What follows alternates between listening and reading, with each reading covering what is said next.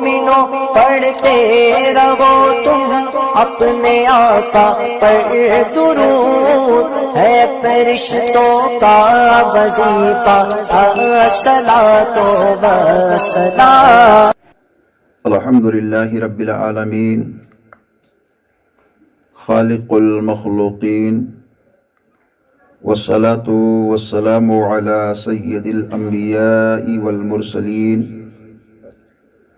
طٰہٰ و یاسین وعلى آلہ واصحابہ وازواجہ واہل بیتہ اجمعین، اما بعد فاعوذ باللہ من الشیطان الرجیم، بسم اللہ الرحمن الرحیم۔ لا تحزن ان اللہ معنا، صدق اللہ العظیم۔ معزز سامعین، جملہ حاضرین، جملہ مداح بارگاہ رسول مکرمین، پردہ نشین خواتین، السلام علیکم ورحمۃ اللہ وبرکاتہ۔ آئیے ہمارا مل کر اپنی اور ساری کائنات کے مرکز عقیدت انیس الغریبین جان عالمین حضور رحمت للعالمین کے دربار پرحسین میں انتہائی ادب و احترام کے ساتھ درود پاک کی ڈالی کو عشق و محبت کی تھالی میں سجا کر حضور کی بارگاہ میں نظر کریں اور جی لگا کر جھوم جھوم کر پڑھیں، اللہم صلی علی سیدنا مولانا محمد بارک وسلم، صلاۃ و سلام علیک یا رسول اللہ صلی اللہ تعالی علیہ وآلہ وصحبہ وسلم۔ منا علینا ربنا اذ بعث محمدا ایدہ بایدہ ایدنا باحمدا، ارسلہ مبشرا ارسلہ ممجدا، صلو علیہ دائما صلو علیہ سرمدا۔ ایک بار اور جی لگا کر درود کے سوغات کو پیش کیے، پڑھی اللہم صلی علی سیدنا مولانا محمد بارک وسلم، صلاۃ و سلام علیک یا رسول اللہ صلی اللہ علیہ وآلہ وصحبہ وسلم۔ واہ کیا جود و کرم ہے شہ بطحا تیرا، واہ کیا جود و کرم ہے شہ بطحا تیرا، نہیں سنتا ہی نہیں مانگنے والا تیرا۔ میں تو مالک ہی کہوں گا کہ ہو مالک کے حبیب، میں تو مالک ہی کہوں گا کہ ہو مالک کے حبیب، یعنی محبوب و محب میں نہیں میرا تیرا۔ حضرات، بڑی خوشی ہے کہ آج کی رات عشق مصطفیٰ اور ذکر خدا اور نعت کی بہاروں میں گزر رہی ہے۔ ایک دوسرے کے چہرے کو ہم لوگ دیکھ رہے ہیں۔ یہ راتیں بہت کم ہاتھ آتی ہیں، اور علماء بیان فرماتے ہیں لیلۃ المیلاد افضل من لیلۃ القدر، میلاد کی رات تو لیلۃ القدر کی رات سے افضل ہے۔ تو آج کی رات تو میلاد کی رات ہے، ذکر مصطفیٰ ہو رہا ہے، نعت مصطفیٰ سننے کا موقع مل رہا ہے۔ ایک مومن کی دوسرے مومن کی نظر جب نظر سے ملتی ہے تو امام غزالی رحمت اللہ علیہ فرماتے ہیں کہ مومن مومن کو جب دیکھتا ہے اور خوشی دونوں کو پیدا ہوتی تو اللہ دونوں کو معاف فرما دیتا ہے، اور ایک روایت میں ہے کہ اللہ دونوں کے جنتی ہونے کا اعلان فرما دیتا ہے۔ تو آج کی رات تو بڑی برکت کی رات ہے۔ تو اس محفل نور میں ہم سب حاضر ہیں۔ اس تعلق سے کسی شاعر نے بڑا اچھا شعر کہا ہے کہ روز محشر پیاس امت کی بجھاتے جائیں گے۔ اعلیٰ حضرت کا شعر جو ہے اسی زمین پر ہے۔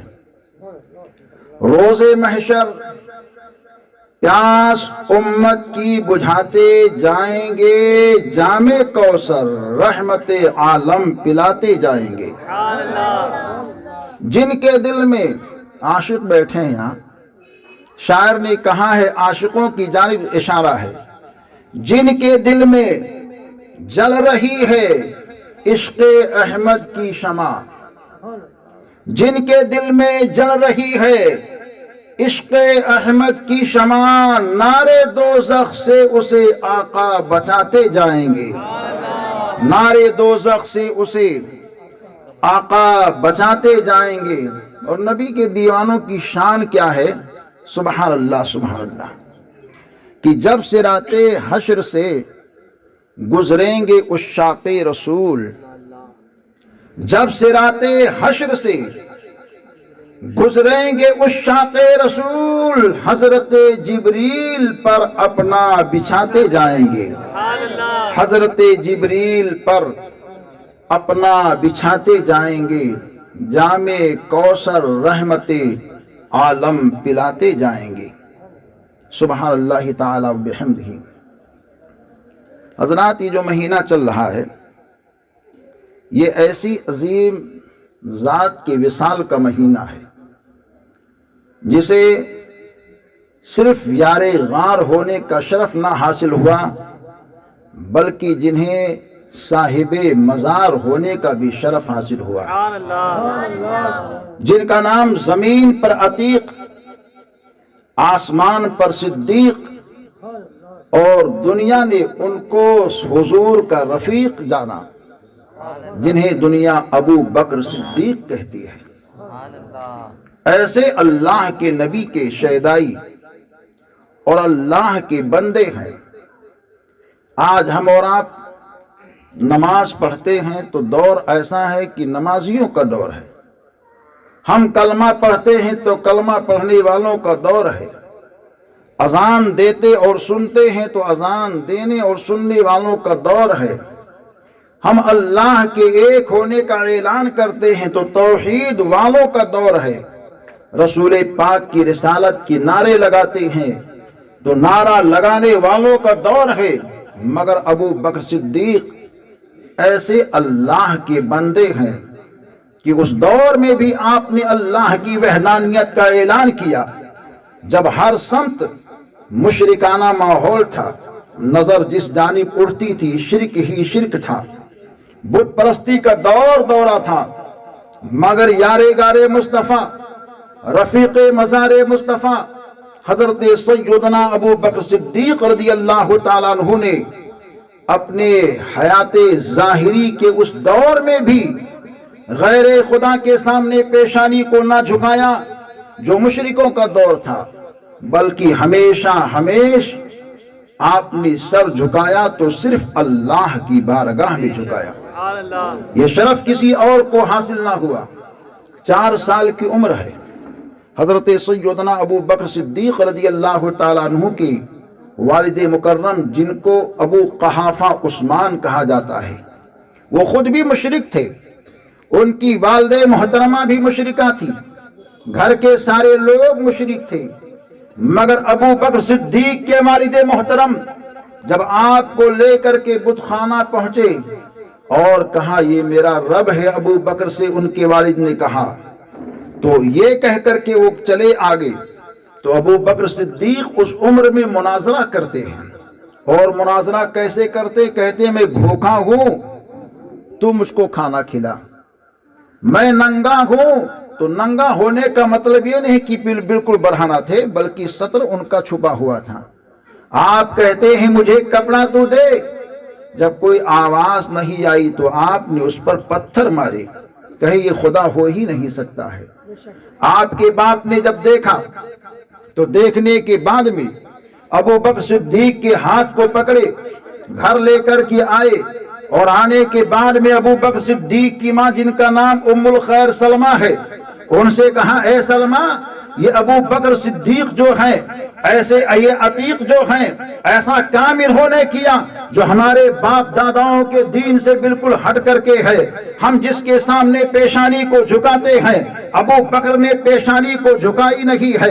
ابو بکر کا حال تو یہ ہے کہ اس سے مناظرہ کرتے تھے، اور جب آواز نہیں آئی جواب کی شکل میں تو انہوں نے پتھروں سے 2-4 پتھر دے مارا۔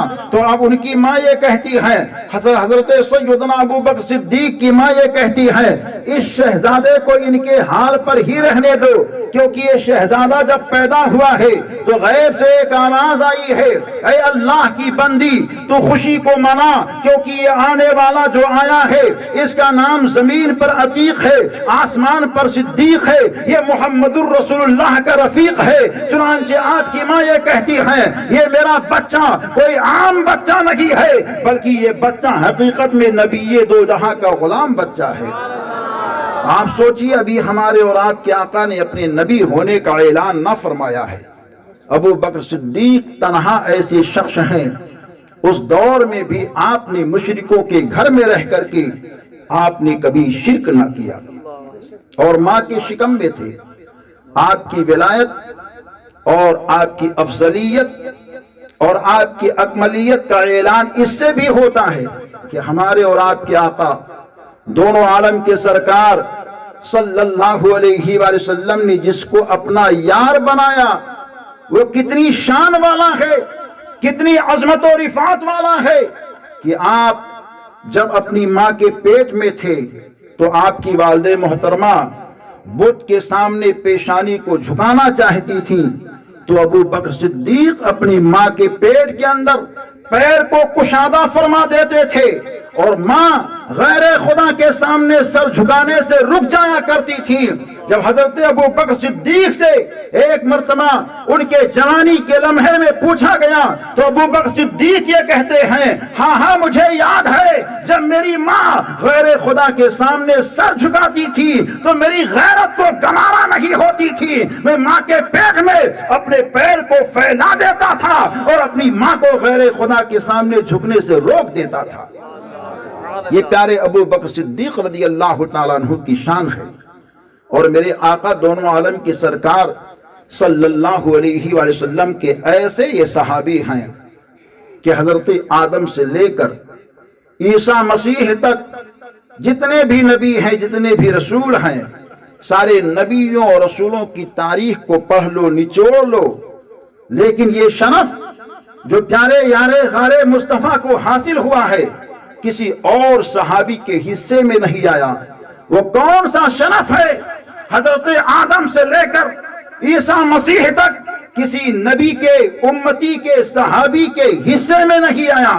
وہ شرف یہ ہے کہ حضرت ابو بکر صدیق رضی اللہ تعالیٰ عنہ کی 4 نسل سلسلہ در سلسلہ ملتے ہوئے حالات میں حضرت نبی اکرم صلی اللہ علیہ وآلہ وسلم کی صحابیت سے مشرف ہوئی ہے۔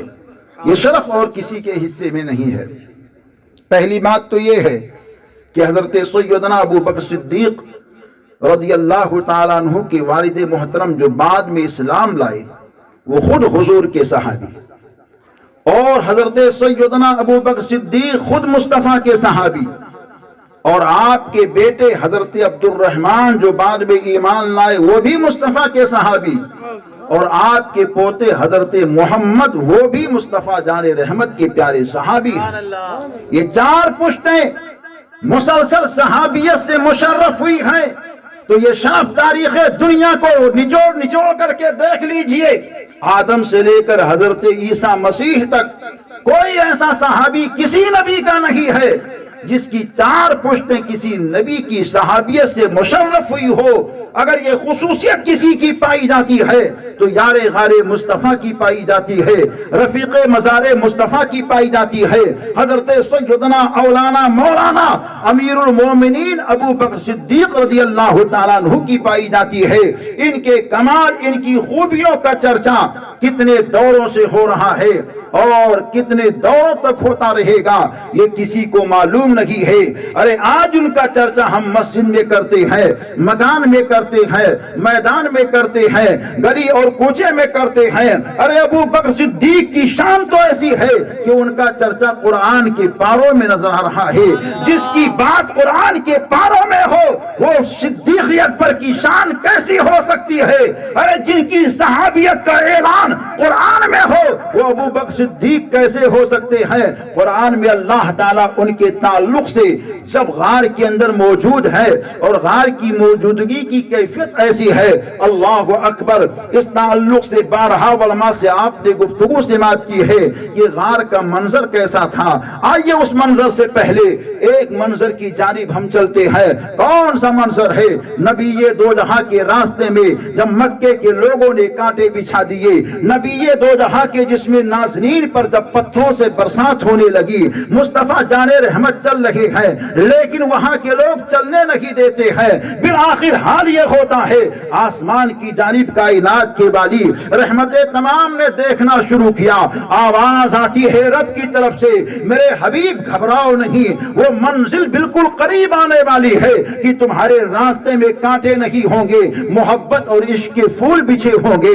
اے میرے حبیب تم فکر مت کرو، یہ مکے کی سرزمین جہاں تمہیں ستایا جا رہا ہے یہاں جانثار جی دیوانے پیدا ہوں گے۔ چنانچہ وہ ساعت سعید قریب آنے والی ہوتی ہے، مکے کے لوگ ستا رہے ہیں۔ نبی دو جہاں نے اپنے یار کو بلایا، اے میرے خلوت کے یار، اے میرے جلوت کے یار، اے میرے سفر کے یار، اے میرے حضر کے یار، ابو بکر صدیق سنو ہم کو ہجرت کرنا ہے۔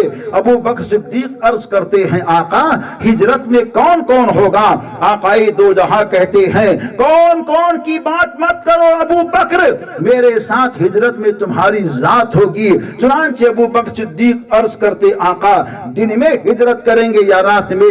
نبی دو جہاں نے ارشاد فرمایا ابو بکر رات میں ہجرت ہوگی۔ پھر عرض کرتے آقا کون سا مہینہ ہوگا، کون سی تاریخ ہوگی، کون سا لمحہ ہوگا؟ تو نبی دو جہاں دونوں عالم کے سرکار ارشاد فرماتے ہیں وہ رات بتا دی جائے گی ابو بکر، ابھی موقع نہیں ہے، وقت آنے دو، جب میرا رب فرمائے گا تبھی میں ہجرت کو کروں گا۔ ابو بکر صدیق اپنے گھر جاتے ہیں مگر کیفیت کیسی ہے؟ مکے کے لوگ سو رہے ہیں، ایک دیوانہ سوتا نہیں ہے، دروازے پر کھڑے ہو کر کے اپنے آقا کے آنے کا انتظار کر رہا ہے، انتظار پر انتظار ہو رہا ہے۔ ایک مہینے کی راتیں گزر گئی ہیں، ابو بکر سوئے نہیں ہیں۔ 2 مہینے کی راتیں گزر گئی ہیں، ابو بکر سوئے نہیں ہیں۔ 3 مہینے کی راتیں گزر گئی ہیں، ابو بکر سوئے نہیں ہیں۔ یہاں تک کہ مورخ یہ تحریر کرتا ہے 6 مہینے کی راتیں گزر جاتی ہیں، ابو بکر سوئے نہیں۔ مگر ایک رات ایسی آتی ہے کہ نبی دو جہاں اپنے حجرے مقدسہ سے نکلتے ہیں، ابو بکر کے گھر کی جانب آتے ہیں، مکان کے دروازے کی کنڈی کو کھٹکھٹاتے ہیں۔ ابو بکر اندر سے آواز دیتے ہیں من انتا، تو کون ہے؟ چنانچہ اتنا سننا ہوتا ہے نبی دو جہاں اپنے نام کا ارشاد فرماتے ہیں۔ ابو بکر نے فوراً دروازہ کھول دیا۔ مصطفیٰ ارشاد فرماتے ہیں اے ابو بکر کب سے تم یہاں کھڑے ہو؟ تم کو کیسے معلوم کہ میں آ رہا ہوں؟ تو ابو بکر صدیق کہتے ہیں آقا ایک رات نہیں 6 مہینے کی راتوں سے میں آپ کے آنے کا انتظار کر رہا ہوں۔ وہ نبی دو جہاں کا دیوانہ جو نبی دو جہاں کی محبت میں سوتا نہ ہو بلکہ اپنی آنکھوں کو نبی کی محبت میں راہوں میں بچھاتا ہو، اس کو دنیا عام نہیں کہتی ہے، اس کو دنیا سنیوں کا امام نبی دو جہاں کا غلام کہتی ہے۔ نعرہ تکبیر، نعرہ رسالت، مسلک اعلی حضرت، لبیک لبیک لبیک یا رسول اللہ، لبیک یا رسول اللہ، لبیک یا رسول اللہ صلی اللہ علیہ وسلم۔ مسلک اعلی حضرت میں شان صدیق اکبر ہے، مسلک اعلی حضرت ہی میں شان صحابہ کرام کا تذکرہ اور محبت کی بہاریں ہیں۔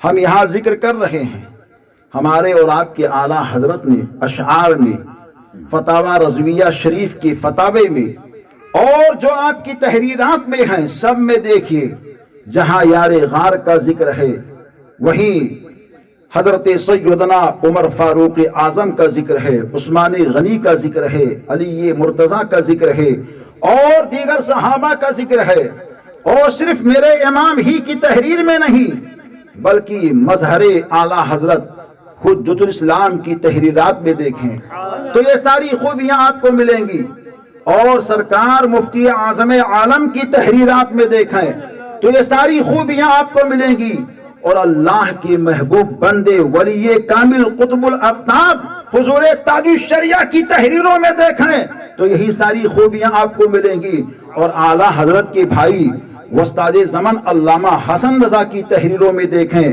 تو یہی ساری خوبیاں ملیں گی کہ جہاں صحابہ کرام سے محبت اور پیار کا ذکر ملتا ہے وہی اہل بیت سے بھی محبت کا ذکر ملا کرتا ہے۔ گویا کہ یہی مسلک اعلیٰ حضرت ہے کہ نہ تو نبی کے گھر والوں کو چھوڑو، نہ تو نبی کے یاروں کو چھوڑو، اور الحمدللہ رب العالمین ہم اہل سنت والجماعت مسلک اعلیٰ حضرت والے ہیں کہ ہمارے ایک ہاتھ میں نبی کے یاروں کا دامن ہے تو ہمارے دوسرے ہاتھ میں نبی کے گھر والوں کا دامن ہے۔ حضرات یار غار مصطفیٰ رفیق مزار مصطفیٰ انتظار کر رہے ہیں۔ مصطفیٰ جان رحمت نے دروازے کی کنڈی کو کھٹکھٹائی، ابو بکر نے دروازہ کھولا، آگے بڑھے، قدموں کا بوسہ لیا، آقا کیا حکم ہے؟ ابو بکر میرے ساتھ چلو۔ ابو بکر صدیق چل رہے ہیں۔ چلتے چلتے کہاں چلے؟ مکے کی آبادی سے نکل کر ایک ایسے پہاڑ کے پاس پہنچے جس کو جبل سور کہا جاتا ہے۔ جو حاجی حج کے لیے گئے ہیں ان سے آپ پوچھئے کہ جبل سور وہ پہاڑ جس کے اندر ایک غار ہے جہاں ہجرت کی رات میں آمنہ کے لال نے چند لمحے کے لیے آرام کیا ہے، جہاں غار اور رفیق غار اور ایک مار کے عشق کا مقابلہ ہوا تھا، وہ کتنی بلندی پر ہے؟ تقریباً 50 سال کی عمر سے تجاوز کر چکی تھی عمر حضرت سیدنا ابو بکر صدیق کی اس وقت جب آپ نبی دو جہاں کے ساتھ چل رہے ہیں، اور ہمارے اور آپ کے آقا دونوں عالم کے سرکار ساتھ ساتھ چلے، لیکن جبل سور کی جب پہاڑی شروع ہونے لگی تو ابو بکر ادب سے عرض کرتے، آقا اس غلام کی خواہش ہے کہ آپ میرے کندھے پر تشریف فرما ہو، میں آپ کو اٹھا کر کے لے کر چلوں۔ پیارے علی شیر خدا اور پیارے ابو بکر صدیق سے میں تقابل نہیں کر سکتا، میری اتنی حیثیت نہیں، لیکن یہاں ادباً میں عرض کرنا چاہتا ہوں کہ جب فاتح مکہ بن کر کے ہمارے اور آپ کے آقا مکہ المکرمہ کی سرزمین پہ تشریف فرما ہوئے اور خانہ کعبہ میں داخلہ مصطفیٰ کا ہوا تو جہاں تک ظاہری طور پر ہاتھ کی رسائی مصطفیٰ کی ہو رہی تھی آپ نے پتھروں کو نکال کر باہر کر دیا۔ ایک اونچے طور پر پتھر تھا تو نبی دو جہاں نے علی شیر خدا کو بلایا، اے علی میرے پاس آؤ، اس پتھر کو نکالو۔ عرض کرتے، آقا آپ ہی نکال دیں۔ نبی دو جہاں نے ارشاد فرمایا، ظاہری طور پر یہ حکم بتا رہا ہوں کہ آقا نے ارشاد فرمایا میرے ہاتھ کی پہنچ وہاں تک نہیں ہو پاتی ہے۔ حضرت علی عرض کرتے، آقا بات یہ ہے کہ آپ تشریف فرما ہو اور میں آپ کو اٹھاتا ہوں اور آپ اس کو نکال کر باہر کر دیجئے۔ تو نبی دو جہاں ارشاد فرماتے، علی تم نبوت کے بوجھ کو برداشت نہیں کر سکتے۔ چنانچہ میرے اور آپ کے آقا دونوں عالم کے سرکار نے خود بیٹھ کر کے علی کو اپنے کندھے پر بٹھایا اور پیارے علی کو اٹھایا اور علی سے کہا، علی پتھر کو باہر کرو۔ علی نے جب پتھر کو باہر کیا زمین پر آئے مسکرانے لگی۔ آقا کہتے ہیں، علی مسکرا کیوں رہے ہو؟ تو عرض کرتے، آقا میں عرش اعظم کے قریب پہنچا تھا اور زمین پر آیا مجھے تکلیف نہ ہوئی۔ تو مصطفیٰ جان رحمت ارشاد فرماتے ہیں، علی کیسے تکلیف ہو سکتی ہے؟ پہنچانے والا رحمت للعالمین ہے اور لانے والا جبریل امین ہے، تکلیف کیسے ہو سکتی ہے؟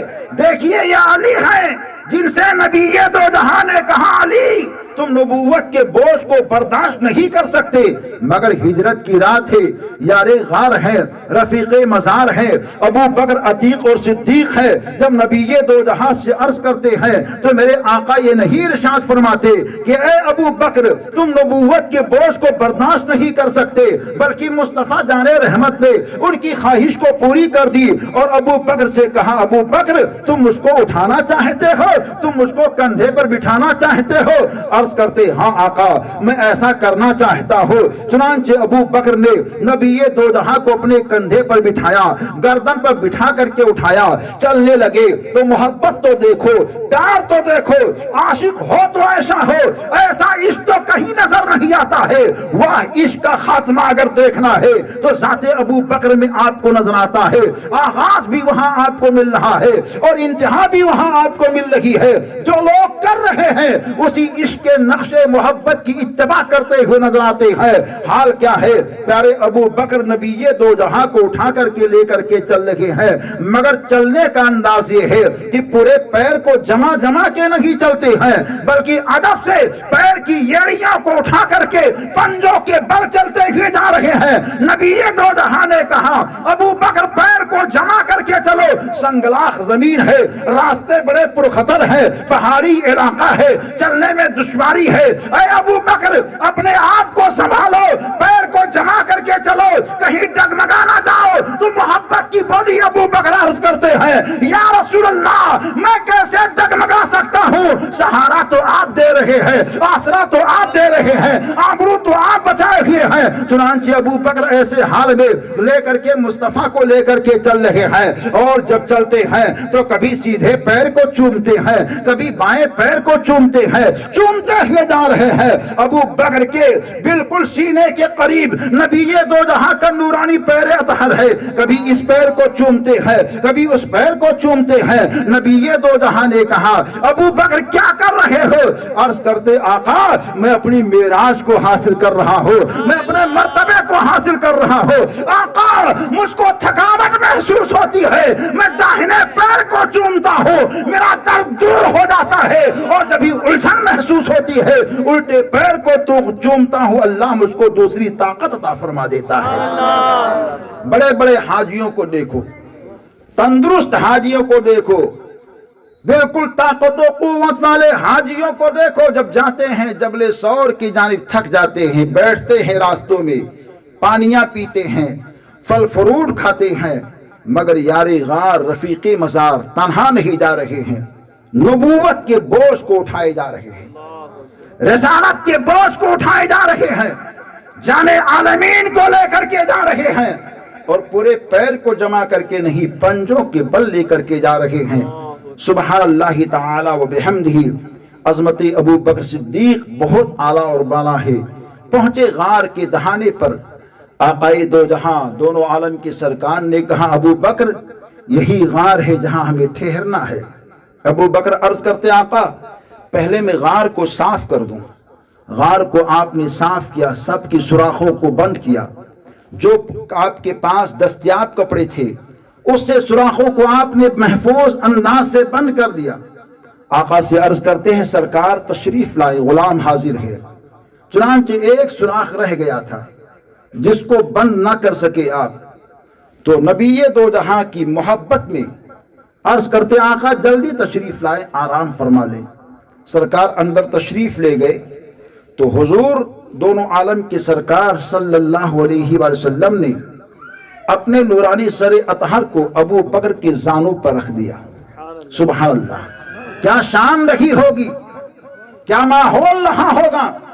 जिनके सदक़े में खुदा ने जमीन को बनाया, जिनके सदक़े में खुदा ने आसमान को बनाया, जिनके सदक़े में खुदा ने आदम से लेकर ईसा मसीह तक हर नबी को नबूवत और रिसालत मिली, जिनके सदक़े में चांद को चांदनी, सूरज को रोशनी मिली, जिनके सदक़े में हर एक को रोशनो ताबनाक किया गया, आज वो सारे जहान की शान ابو بکر کے نظروں کے سامنے ہے، ابو بکر غار کو نہیں دیکھتے ہیں، ابو بکر بار بار نبی کے رخسار کو دیکھتے ہیں، دیکھتے جا رہے ہیں، مصطفیٰ کے نورانی چہرے اطہر کو دیکھ رہے ہیں۔ ادھر آپ نے اپنے پیر کی ایک ایڑی کو سوراخ جو کھلا رہ گیا تھا اس کے اوپر رکھ دیا اور اطمینان سے نبی دو جہاں کے نورانی چہرے کو دیکھتے ہوئے جا رہے ہیں۔ اب دو عشق کا مقابلہ ہو رہا ہے، ایک عاشق غار کے اندر ہے اور ایک عاشق غار کے باہر ہے۔ نبی دو جہاں کائنات کے والی آرام فرما رہے ہیں۔ عاشق نے باہر سے کہا، ٹھوکر لگائی، ابو بکر پیر کو ہٹا دو، میں بھی جانے کائنات کا دیوانہ ہوں، میں بھی نبی دو جہاں کے دیدار کے لیے آیا ہوں۔ ابو بکر اپنے قدم کو ہٹاؤ، میں رخ پاک مصطفیٰ کو دیکھنا چاہتا ہوں۔ ابو بکر نے کہا، تو کون ہے؟ کہا، میں مار ہوں۔ مار مار یہ فارسی کا جملہ ہے، جس کو اس کو مار کو فارسی میں جو فارسی کو اگر اردو میں لایا جائے تو اس کے معنی سانپ کے ہوتے ہیں۔ اس نے کہا، میں سانپ ہوں۔ سانپ ابو بکر کہتے ہیں سانپ پر اعتبار نہیں کیا جا سکتا ہے، یہ جانے کائنات ہے، میں کبھی بھی اپنے پیر کو ہٹا نہیں سکتا۔ اس نے کہا، ابو بکر اگر نہیں ہٹاؤ گے تو میں ڈس لوں گا۔ ابو بکر نے کہا، میں جان دے سکتا ہوں مگر اس قدم کو یہاں سے ہٹا نہیں سکتا ہو، کیونکہ تو سانپ ہے، موذی جانور ہے۔ چنانچہ وہ بار بار کہتا جا رہا ہے، ابو بکر بار بار کہتے جا رہے ہیں، اگر تم مار ہے تو اپنے مار ہونے پر ناز کر، لیکن سن لے اے مار، اگر تم مار ہے تو میں بھی یارے غار ہو، تو بھی آزما لے، میں بھی آزما لیتا ہوں، تو بھی اپنی طاقت کو لگا لے، میں بھی اپنی طاقت کو لگا لیتا ہوں، تو بھی ہمت کر، میں بھی ہمت کرتا ہوں۔ پھر آخر وہ سانپ مجبور ہو جاتا ہے اور ابو بکر کو غصے کی حالت میں ڈس لیتا ہے۔ زہر جسم میں پہنچنا شروع ہو گیا، چہرے کا رنگ بدلنا شروع ہو گیا ابو بکر کا، آنکھوں سے آنسو بہ نکلے، اور آنکھوں سے آنسو جب بہ نکلے تو زانوے ابو بکر پر جانے کائنات کا چہرہ تھا، رحمت تمام کا چہرہ تھا، مراد المشتاقین کا نورانی چہرہ تھا۔ آنکھوں سے آنسو جو نکلے وہ نبی دو جہاں کے رخسار پر گرتے ہیں۔ میرے اور آپ کے آقا نے اپنے آنکھیں مقدس کو کھول دی اور ارشاد فرماتے ہیں، ما یبکی کا یا ابو بکر، اے ابو بکر کیوں رو رہے ہو؟ عرض کرتے، آقا کسی موذی جانور نے مجھ کو ڈس لیا ہے۔ سرکار تشریف فرما ہوتے ہیں، اپنے لعاب کو نکالتے ہیں اور جہاں سانپ نے ڈسا تھا اسی جگہ لعاب کو لگا دیتے ہیں، مکمل زہر کافور ہو جاتا ہے۔ ابو بکر مسکراتے ہیں، آقا یہ آپ کے لعاب کا صدقہ مجھے مل گیا ہے، کیا یہ صدقہ میرے ہی لیے ہے؟ تو نبی دو جہاں ارشاد فرماتے ہیں، اے ابو بکر اس محبت کا صدقہ صرف تجھی کو نہیں دیا جا رہا ہے بلکہ تیری اولاد کو بھی دیا جا رہا ہے۔ آج سے لے کر ہے قیامت تک جو بھی صدیقی پیدا ہوں گے ان کو کوئی بھی موذی جانور اگر ڈس لے گا تو اس کے اوپر زہر کا اثر بالکل نہیں ہوگا۔ یہ میرے آقا دونوں عالم کے سرکار کی محبت کا صلہ ان کو حاصل ہوا۔ حال کیا ہوتا ہے؟ نبی دو جہاں ارشاد فرماتے، ابو بکر اس ڈسنے والے سانپ کو دیکھنا چاہتے ہو؟ عرض کرتے، ہاں آقا میں دیکھنا چاہتا۔ ابو بکر باہر آؤ۔ آئے تو دیکھا بہت پرانا سانپ، کالا سانپ، سر کو جھکائے زمین پر ادبن بیٹھا ہوا تھا۔ جیسے ہی نبی دو جہاں کو دیکھا، چہرے کو اٹھایا، دیکھنا شروع کیا۔ آقا ارشاد فرماتے، ابو بکر یہ آج کا عاشق نہیں ہے، یہ 500 سال سے پرانا عاشق ہے۔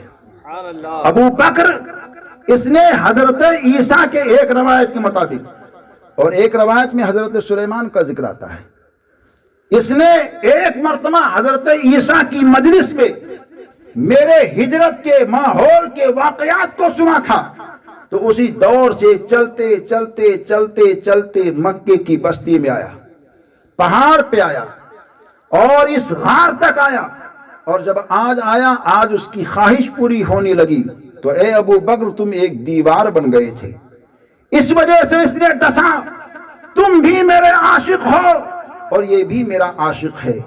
نبی دو جہاں دونوں عالم کی سرکار سے کون نہیں محبت کرتا ہے؟ وہی محبت نہیں کرتے جو بے ایمان بدعقیدہ ہوتے ہیں، ورنہ یہ زمین، یہ آسمان، یہ چرند و پرند، یہ وحش و طیور سب کے سب مصطفیٰ سے محبت کرتے ہیں۔ پیارے ابو بکر جب نبی یہ دو جہاں کو لے کر کے پہنچے تھے تو عرض کرتے آقا مجھ کو پیاس کی شدت جو ہے بے چین کر رہی ہے۔ آپ سوچ سکتے ہیں آج بھی وہاں پانی نہیں ہے تو 1400 سال پانی کا وجود کیسے ہو سکتا ہے؟ ابو بکر عرض کرتے آقا پیاس تڑپا رہی ہے، لیکن پیارے ابو بکر کا عقیدہ اس بات کی ترجمانی کرتا ہے کہ ہم جس کے ساتھ ہیں اگر وہ چاہ لے تو اس پہاڑ کے ذرے ذرے سے پانی نکل سکتا ہے، پہاڑ پگھل سکتا ہے، ان کی شان اعلیٰ اور بالا ہے۔ جبھی تو میرے امام بولتے ہیں، حق کی پہچان بولتے ہیں، محبت کی شان بولتے ہیں، اعلیٰ حضرت سیدی امام احمد رضا خان بولتے ہیں کون دیتا ہے دینے کو، منہ چاہیے دینے والا ہے سچا ہمارا نبی۔ عرض کرتے ہیں تو نبی یہ دو جہاں ارشاد فرماتے ہیں ابو بکر پانی پینا چاہتے ہو، اے ابو بکر غار کے کنارے چلے جاؤ اور پانی پی کر کے آ جاؤ۔ چنانچہ ابو بکر جاتے ہیں تو وہاں آپ نے پانی کو پایا اور جب پی کر کے آئے تو مصطفیٰ جان رحمت نے کہا ابو بکر پانی کو کیسا پایا؟ تو عرض کرتے آقا میں نے پانی کو دودھ سے زیادہ سفید، شہد سے زیادہ میٹھا، مشک و عنبر سے زیادہ خوشبودار پایا۔ تو نبی یہ دو جہاں کہتے ہیں اے ابو بکر یہ کون سا پانی ہے؟ تو عرض کرتے آقا مجھے خبر نہیں ہے، آپ ارشاد فرما دے۔ تو اللہ کے نبی دونوں عالم کے سرکار ارشاد فرماتے ہیں اے میرے ابو بکر جب تم نے پانی کے لیے لب کو کھولا تو اللہ تبارک و تعالیٰ نے تمہارے لیے جنت سے ایک نہر کو جاری کر دیا جو پہاڑ کی اس بلندی پر وہ نہر آ گیا تھا جو تمہارے پینے کے لیے انتظام کیا گیا تھا۔ ابو بکر مسکرا کر کے عرض کرتے ہیں اے آقا یہ میری شان کیا اللہ کے بارگاہ میں ہے؟ تو نبی یہ دو جہاں ارشاد فرماتے ہیں ارے ابو بکر تمہاری شان تو ایسی ہے کہ اگر کوئی تم سے محبت کرے گا تو وہی جنت میں جائے گا، اور اگر کوئی شخص ایسا ہو جس کے پاس 70 نبیوں کے اعمال کے مطابق عمل ہو مگر اس کے سینے میں تمہاری محبت نہیں ہوگی تو اللہ تبارک و تعالیٰ اس کے لیے جنت کا دروازہ بند فرما دے گا۔ یہ ابو بکر صدیق رضی اللہ تعالیٰ عنہ کی عظمت ہے کہ 70 نبیوں کے مد مقابل اگر کسی کے پاس عمل ہے مگر دل میں بغض ابو بکر ہے تو جنت کی ہوا اس کو نہیں مل سکتی ہے۔ جنت کی ہوائیں اور جنت کی نعمتیں کس کے لیے ہیں؟ پتہ یہ چلتا ہے کہ یار غار کی محبت میں رہنے والے دیوانوں کے لیے ہے۔ اور اسی کے تعلق سے حضرت سیدنا علی مرتضی مشکل کشا رضی اللہ تعالیٰ عنہ اور پیارے ابو بکر صدیق رضی اللہ تعالیٰ عنہ کی دونوں ذاتوں کی ایک مرتبہ ملاقات مدینہ شریف میں آمنے سامنے ہوئی۔ ملاقاتیں تو بارہا ہوئی ہیں لیکن جس ملاقات میں واقعہ اور نبی دو جہاں کے ارشاد کا پہلو پوشیدہ ہے اس کا ذکر میں کرنا چاہتا ہوں کہ نبی دو جہاں کے یار اور علی مرتضیٰ کی ملاقات آمنے سامنے ہوتی ہے تو پیارے ابو بکر دیکھ کر کے مسکرانے لگے۔ حضرت علی مرتضیٰ مشکل کشا رضی اللہ تعالیٰ عنہ نے کہا ابو بکر کیوں مسکرا رہے ہو؟ تو ابو بکر صدیق کہتے ہیں مجھ کو میرے آقا کا ارشاد یاد آ گیا۔ میرے آقا نے ارشاد فرمایا تھا ابو بکر جنت میں وہی جائے گا جس کو علی ٹکٹ دیں گے، جس کو علی جنت کی ٹکٹ دیں گے اے ابو بکر وہی جنت میں جائے گا۔ میں اپنے آقا کے اس فرمان کو سن کر کے مسکرا رہا ہوں اور آپ کو دیکھا تو میرے آقا کو فرمان یاد آ گیا۔ تو ابو بکر صدیق سے علی مرتضیٰ کہتے ہیں ہاں ہاں یہ نبی دو جہاں آقا دو جہاں صلی اللہ علیہ وسلم نے سب کے مابین تو فرمایا لیکن ابو بکر صدیق جانے کائنات نے مجھ سے یہ ارشاد فرمایا ہے اے علی اسی کو جنت کی ٹکٹ دینا جس کے سینے میں ابو بکر کی محبت بسی ہوگی، جس کے سینے میں ابو بکر کا پیار بسا ہوگا۔ پتہ یہ چلا کہ ابو بکر صدیق رضی اللہ تعالیٰ عنہ کی عظمت ایسی ہے کہ اگر جنت تک جانا ہے علی شیر خدا حسن و حسین کے محبت کا فیض اگر لینا ہے تو یار غار مصطفیٰ سے سچی محبت کرنی پڑے گی۔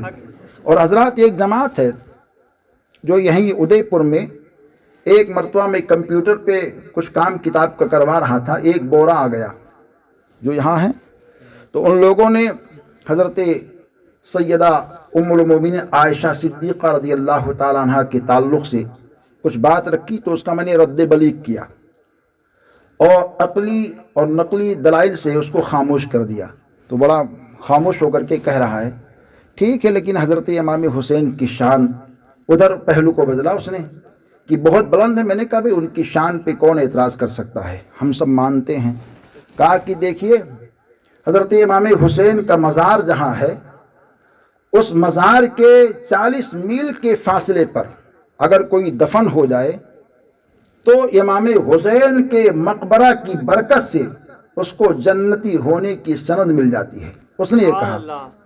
تم نے کہا اچھا، تم نے کہا بھئی امام حسین کون ہے؟ تو بتایا علی شیر خدا مشکل کشا کے شہزادے ہیں۔ ہم نے کہا نبی دو جہاں کے کون ہیں؟ نواسے ہیں۔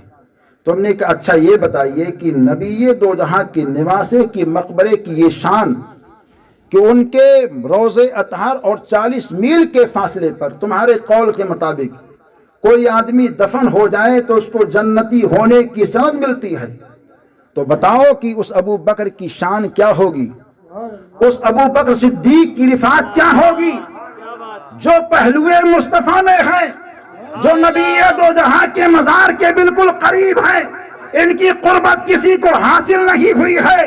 بالکل وہ خاموش ہو گیا۔ ہم نے کہا یہ اہل سنت و جماعت ہی کے لوگ ہیں جو ابو بکر کو بھی مانتے ہیں، عمر کو بھی مانتے ہیں، عثمان کو بھی مانتے ہیں اور حضرت علی کو بھی مانتے ہیں، حسنین کریمین کو بھی مانتے ہیں۔ اسی وجہ سے ہم لوگ کہتے ہیں کہ ہمارے امام نے جو مجاز دیا ہے وہ یہی مجاز ہے کہ اپنے ایک ہاتھ میں نبی کے یاروں کا دامن رکھو اور اپنے دوسرے ہاتھ میں نبی کے گھر والوں کا دامن رکھو۔ تو نبی دو جہاں کے یار کی شان یہ ہے کہ نبی کے پہلو میں آرام فرما ہے۔ کتنی بڑی خوش بختی کی بات ہے۔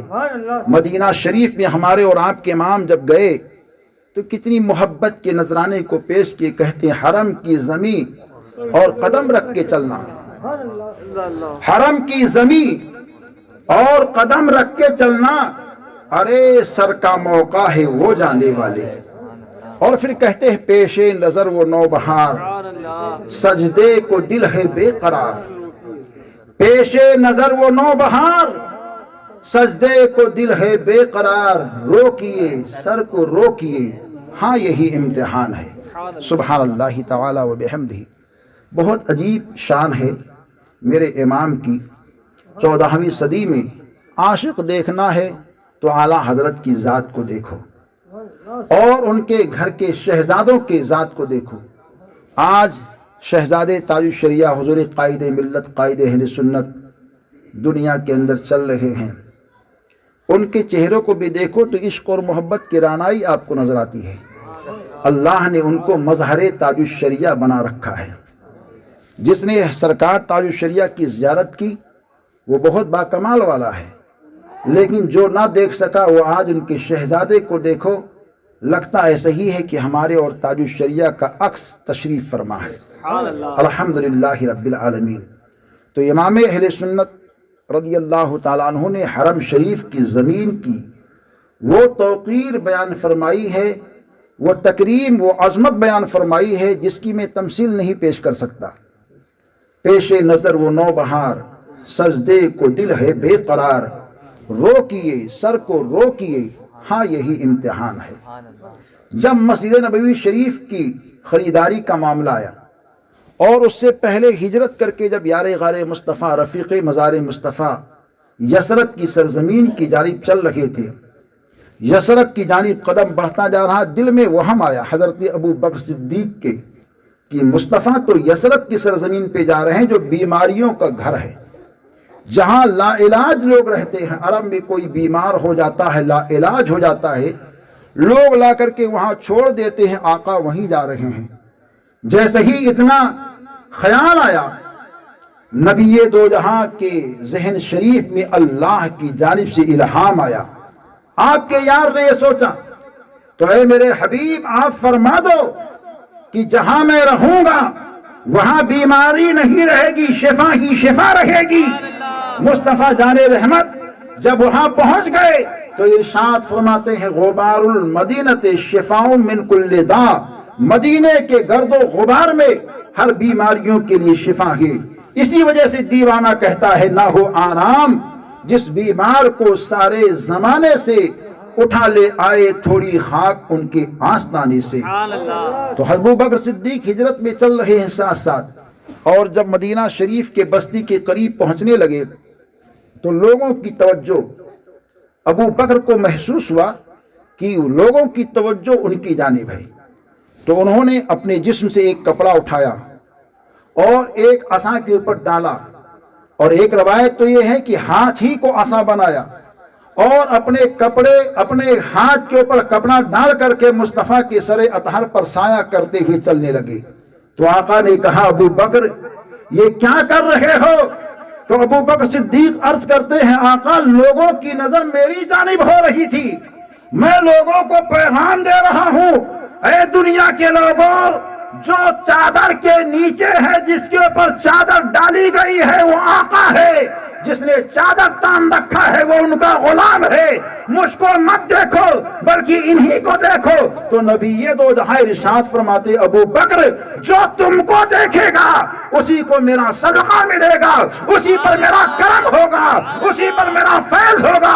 پتہ یہ چلا مصطفیٰ جان رحمت نے ابو بکر سے محبت کو اپنی محبت بتا دی ہے، ابو بکر سے پیار کو اپنا پیار بتا دیا ہے، ابو بکر سے انسیت کو اپنی انسیت بتا دی ہے۔ اور یہی ابو بکر صدیق جب پہنچے اور مسجد نبوی شریف کے لیے زمین کی خریداری کی باری آتی ہے تو اس خریداری زمین میں ابو بکر صدیق رضی اللہ تعالیٰ عنہ کا ایک اہم رول تھا، اور جو مسجد نبوی شریف کی زمین خریدی گئی وہ ابو بکر صدیق کے پیسے سے خریدی گئی ہے۔ اور جب بنیاد رکھنے کی باری آئی ہے تو آقائے دو جہاں دونوں عالم کے سرکار نے کس طرح خلافت کے باغ کو اور خلافت کے باغ ڈور کو سونپا ہے۔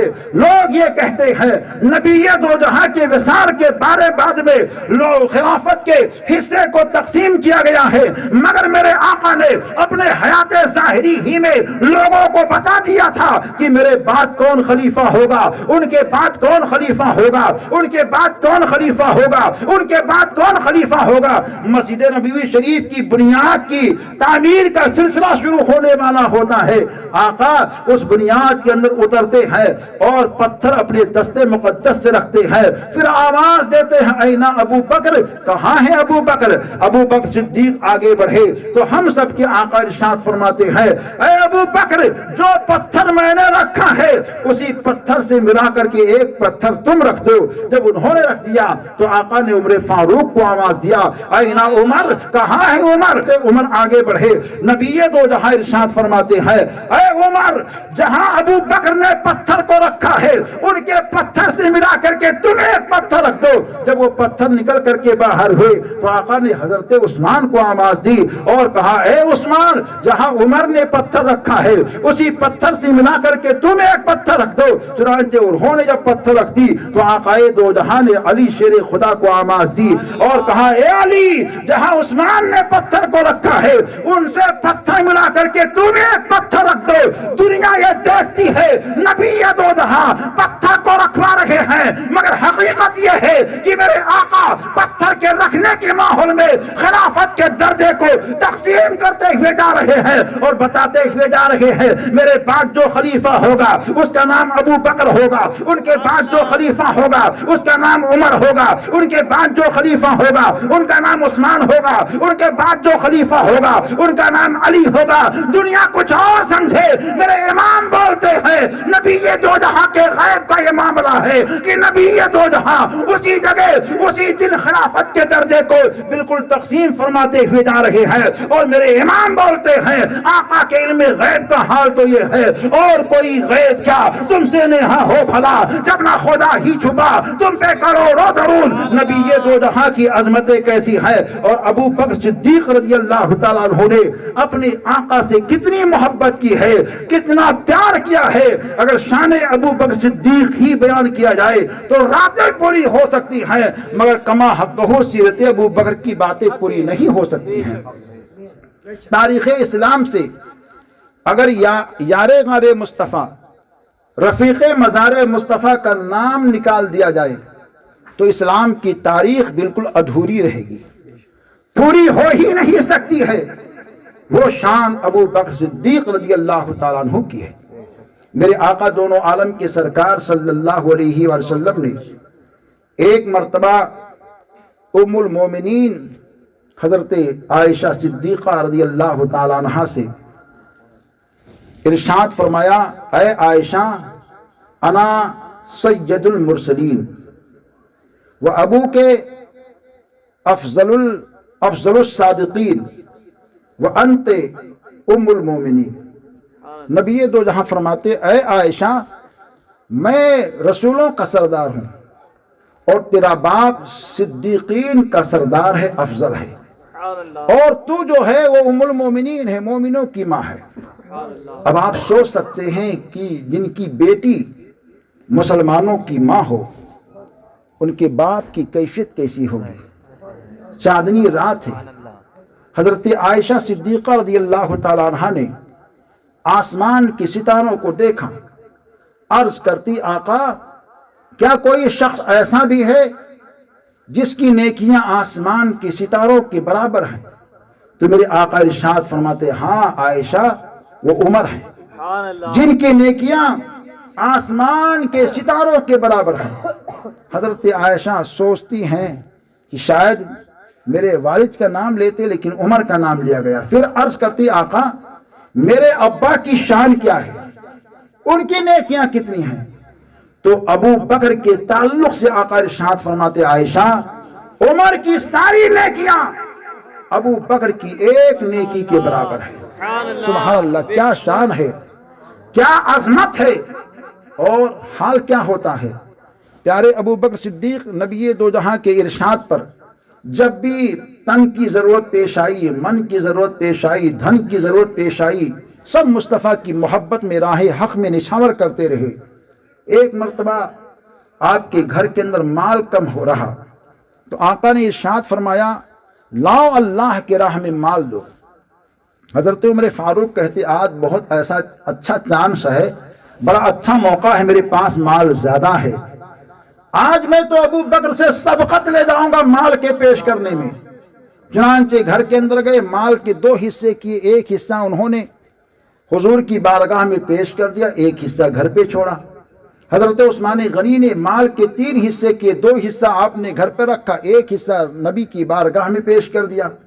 مگر ابو بکر صدیق رضی اللہ تعالیٰ عنہ کی محبت اور عظمت دیکھو کہ آپ نے سارے مال کو جمع کیا، گھر میں جھاڑو لگوایا، جسم کے اوپر جو کپڑا تھا اس کپڑے کو اتارا، ٹاٹ کا لباس پہنا، اور پہننے کے بعد میں سر کے اوپر سارا اثاثہ، سارا مال لے کر کے حضور کی بارگاہ میں پہنچنے والے ہوتے ہیں تو کیا دیکھا کہ اللہ کا فرشتہ اسی لباس میں آیا ہے جس لباس میں یار غار مصطفیٰ گھر سے چلے ہیں۔ آقا دو جہاں نے کہا، اے فرشتے، اس سے پہلے کبھی اس حال میں نہیں آئے؟ تو فرشتہ عرض کرتا ہے، یا رسول اللہ، آپ کے یار کی یہ حالت ہے کہ اللہ تبارک و تعالیٰ کو آپ کے یار کی ادا اتنی پسند آئی کہ معبود برحق نے صرف مجھے کو نہیں بلکہ آسمان کے سارے فرشتوں کو وہی لباس پہننے کا حکم دیا ہے جس لباس میں آپ کا یار ابھی آنے والا ہے۔ چنانچہ ابو بکر صدیق جب سارا مال لے کر کے پہنچے تو مصطفیٰ مسکراتے ہیں اور عرض کرتے ہیں، اے ابو بکر، گھر میں کیا چھوڑ کے آئے بچوں کے لیے؟ تو عرض کرتے، آقا گھر میں اپنے بچوں کے لیے اللہ اور اس کے رسول کو چھوڑ کے آیا ہوں۔ سبحان اللہ، کیسی محبت ہے، سارا مال پیش کر دیا۔ حضرت عمر فاروق وہ کہتے ہیں، کبھی بھی میں آپ سے سبقت نہیں لے جا سکتا، مال کم تھا مگر اس میں بھی آپ نے بتا دیا جو ہے سب مصطفیٰ کے لیے ہے۔ یہی محبت اور یہی پیار ہے جو ابو بکر صدیق رضی اللہ تعالیٰ عنہ نے نبی دو جہاں کی محبت میں مثالی طور پر پیش فرمایا ہے۔ اور جب آقا دنیا سے تشریف لے گئے تو تشریف لے جانے کے بعد میں اچھے بڑے طاقتور جو صحابی تھے سب کے جسم لرز گئے تھے، حضرت عمر فاروق کا حال ایسا ہو گیا تھا، ننگی تلوار لے کر کے مدینہ شریف کی گلیوں میں چلتے تھے اور یہ کہتے تھے اگر کوئی یہ کہے گا کہ مصطفیٰ جان رحمت کا انتقال ہو گیا ہے تو میں اس کا سر قلم کر دوں گا، لیکن یہ تنہا ایک ذات ابو بکر صدیق کی تھی کہ آپ کھڑے ہو گئے اور آپ نے حضرت عمر فاروق کے سینے پر ہاتھ مارا اور مارنے کے بعد میں کہا کیا نبی دو جہاں نے نہیں فرمایا تھا کلو نفس ذائقۃ الموت، ہر نفس کو موت کا مزہ چکھنا ہے؟ تو مصطفیٰ جان رحمت دے تو اس سے پہلے اس کی بشارت دے دی ہے اور ارشاد فرمایا ہے اس سال میں حج کر رہا ہوں، ہو سکتا ہے آنے والے سال میں تمہارے ساتھ نہ رہوں۔ تو آقا دو جہاں نے تو اپنے دنیا سے جانے کا اشارہ فرما دیا ہے، تو اے عمر ہوش میں رہو، ہوش میں رہو۔ چنانچہ حضرت عمر فاروق اس وقت کہتے ہیں واقعی ابو بکر صدیق رضی اللہ تعالیٰ عنہ کے سینے کو اللہ نے ایسا کشادہ فرما دیا ہے کہ جو چیز میں جانتا نہیں تھا اللہ نے ان کے ہاتھ کی برکت سے علم کو عطا فرما دیا ہے۔ ابو بکر صدیق رضی اللہ تعالیٰ عنہ کا جب وصال ہو گیا تو وصال سے پہلے آپ نے حضرت علی شیر خدا کو بلا کر کے کہا کہ دیکھیے جب مجھ کو نہلا دیا جائے، کفنا دیا جائے تو میرے جنازے کو تیار کرنا اور حضور کے روضے پاک کے سامنے لے جانا، اور لے جانے کے بعد میں سلام پیش کرنا اور یہ عرض کرنا کہ یہ حضور آپ کا غلام ابو بکر ہے جس کی خواہش ہے کہ آپ کے روضے پاک میں آپ کے پہلو میں دفن ہونے کی۔ اب مزار پاک سے آواز آئے تو مجھ کو اندر دفن کر دینا ورنہ عام مسلمانوں کے قبرستان میں دفن کر دینا۔ چنانچہ حضرت علی شیر خدا نے ایسے ہی کیا، جنازے کو سرکار کے روضے کے سامنے رکھا، مزار اقدس کا دروازہ بند تھا، اور جب سلام پیش کرنے کے بعد میں اس بات کو رکھی گئی تو مزار شریف کا دروازہ خود بخود کھل گیا اور اندر سے آواز آئی ادخلوا الحبیب الی الحبیب، دوست کو دوست کے پاس لے آؤ، کیونکہ ایک دوست کو دوسرے دوست سے ملنے کا شوق پیدا ہو چکا ہے۔ یہ ابو بکر صدیق رضی اللہ تعالیٰ عنہ ہیں جن کا انتظار آمنہ کے والی رحمت تمام مدینے والے مصطفیٰ غار میں بھی کر رہے تھے اور مزار میں بھی کر رہے تھے۔ ان کی شان کیسی شان ہوگی جو دنیا میں تھے تو یار بن کر کے رہے اور آج قبر میں ہیں تو صاحب مزار بن کر کے ہیں۔ کتنی بڑی خوشبختی کی بات ہے، کتنی شان ہے۔ نبی دو جہاں نے ارشاد فرمایا 360 خوبیوں میں سے کوئی ایک خوبی اللہ کے بندے کے اندر پائی جائے تو اللہ تعالیٰ اس کو جنت میں ضرور داخل فرمائے گا۔ تو ابو بکر صدیق رضی اللہ تعالیٰ عنہ کھڑے ہو گئے، عرض کرتے آقا کیا میرے اندر بھی کوئی خوبی پائی جا رہی ہے؟ تو مصطفیٰ جان رحمت ارشاد فرماتے ابو بکر تمہارے اندر تو 360 کی ساری خوبیاں پائی جا رہی ہیں۔ آپ سوچئے کہ ان کی شان کیسی ہے۔ عابد عبادت کرتا ہے، مجاہد جہاد کرتا ہے، روزے دار روزہ رکھتا ہے، صدقہ کرنے والا صدقہ دیتا ہے۔ کل میدان محشر سے گزر کر کے لوگ جب آگے جائیں گے تو جنت کا ایک ایک دروازہ ہر ایک کو آواز دے گا، صدقہ جس نے کیا ہے زیادہ اس دروازے سے آواز آئے گی اس کو یہاں سے بھیجو۔ روزے دار کے لیے حکم ہوگا باب ریان سے آ جائے، مجاہد کو حکم ہوگا اس دروازے سے آئے، لیکن ایک نام ابو بکر صدیق رضی اللہ تعالیٰ عنہ کا ہے کہ جنت کا ہر دروازہ یہ بولے گا ابو بکر کو یہاں سے گزارو، ابو بکر کو اس دروازے سے گزارو، ابو بکر کو اس دروازے سے گزارو۔ تو پیارے ابو بکر صدیق یہ کہتے ہیں جب جنت کا سارا دروازہ میرا منتظر ہوگا تو میں جنت کے دروازے پر کھڑا ہو جاؤں گا اور اللہ سے کہوں گا اے میرے رب جس نے دنیا میں مجھ سے محبت کی ہے جب تک اس کے جنتی ہونے کا اعلان نہیں کرتا ہے میں کبھی بھی جنت میں اپنے قدم کو نہیں رکھوں گا۔ آپ سوچ سکتے ہیں اس ابو بکر صدیق کی محبت اور ان کی عظمت کیسی ہے۔ کلو نفس ذائقۃ الموت، ہر نفس کو موت کا مزہ چکھنا ہے۔ سن 13 ہجری 22 جمادی الاخر کی تاریخ آتی ہے، 63 سال کی عمر میں حضرت ابو بکر صدیق رضی اللہ تعالیٰ عنہ اس دنیا سے تشریف لے جاتے ہیں۔ ایسی بے مثال ذات اور ایسی منکسر المزاج اور عاشق مصطفیٰ ذات تاریخ میں بہت کم دیکھنے کو ملتی ہے۔ اللہ تعالیٰ ان کے مزار اطہر کی اور ان کے ذات اطہر کی فیض و برکات سے ہم سب کو مالا مال فرمائے۔ حضرات، جب موت آئی ہے تو موت کے بعد میں کیا کیا ہوتا ہے، یہ سارا چیپٹر میں نے مختصراً اس سے پہلے کی تقریر میں پیش کیا تھا، اور آج بھی مجھے یہ کہا گیا تھا کہ اس کے بعد کے حالات پیش کیے جائیں گے۔ وقت بہت کافی ہو چکا ہے، ٹھنڈک کا موسم ہے، اور میرے خیال سے تقریر بھی کافی ہو گئی ہے۔ ذرا ہم دیکھ درود شریف پڑھیں، اللہم صلی علی سیدنا مولانا۔ 1 منٹ کم 1 گھنٹے کی تقریر ہو چکی ہے، تو ماشاءاللہ یہ ریکارڈنگ ہو رہی ہے۔ چونکہ یہ ریکارڈنگ اس وجہ سے کرتا ہوں تاکہ چینل کے اوپر پہنچ جائے اور دنیا اس بات کو سنے کہ جو ہم لوگ یہاں سن رہے ہیں، یہ آپ کو یوٹیوب چینل پر جلوہ نور جو چینل ہے اس کے اندر یہ تقریر آپ کو سننے کو ملے گی، اور گزشتہ سال جو تقریر ہوئی تھی وہ بھی اس پہ موجود ہے۔ وہ اس پہ تصویر اور ویڈیو جو ہے چہرے والی نہیں ہے، اس میں صرف دین کی باتیں، آواز والی باتیں ہیں، تاکہ تصویر کو دیکھنے کے لیے کوئی اس چینل کے قریب نہ جائے۔